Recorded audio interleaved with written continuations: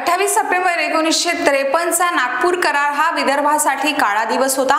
महाराष्ट्राचे द्विभाषिक राज्य निर्माण करण्यासाठी, विदर्भातील मराठी भाषिक प्रांत राज्य निर्माण करण्यासाठी विदर्भातील लोकांना खोटे आश्वासन देऊन फसवण्याचं काम केले आणि विदर्भाचे स्वतंत्र राज्य निर्माण व्हावे यासाठी विदर्भातील लोकांच्या विकासात्मक कामकाज करण्यासाठी काही बाबींकडे लक्ष देऊन 28 सप्टेंबर 1953 ला बैठक घेऊन 11 कलमी कार्यक्रम तयार करून नागपूर करार केला आणि विदर्भातील लोकांच्या लोकसंख्येच्या प्रमाणात काही नियम व अटी तयार करण्यासाठी आश्वासित केले होते। परंतु आजपर्यंत विदर्भाच्या विकासासाठी आवश्यक आर्थिक बजेटची पूर्तता करू शकले नाही। सिंचनाचा अनुशेष असूनही पूर्ण करू शकत नाही। नौकर भरती प्रक्रिया नाही। शेतकरी आत्महत्या प्रमाण मोठ्या प्रमाणावर आता होत आहे।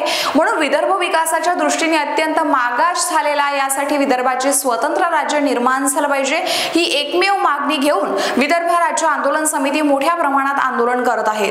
यासाठी 28 सप्टेंबर 1953 चा नागपूर करार हा विदर्भासाठी काळा दिवस आहे। म्हणून नागपूर करारच्या प्रतीची होळी करून आंदोलन करण्यात आले आणि यासाठी यवतमाळ जिल्ह्यातील कृष्णा भोंगाळे जिल्हाध्यक्ष मधुसूदन कोवे यांच्या नेतृत्वाखाली नागपूर करार होळी करून आंदोलन करण्यात आले आहे।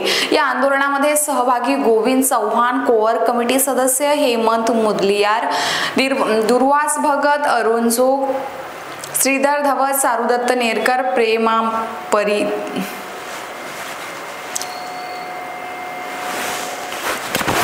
या आंदोलनात सहभागी गोविंद चव्हाण, कोर कमिटी सदस्य हेमंत मुदलियार, दुर्वास भगत, अरुण जोग, श्रीधर धवस, चारुदत्त नेरकर, प्रेमा पत्रीवार, प्रल्हाद काळे, निलीप सिंग, गौतम असंख्य विदर्भवादी कार्यकर्ते आंदोलनामध्ये सहभागी झाले होते।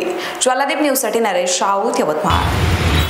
विदर्भ राज्य आंदोलन समितीचा विदर्भ राज्य आंदोलन समितीचा नागपूर कराराचा नागपूर कराराचा नागपूर कराराचा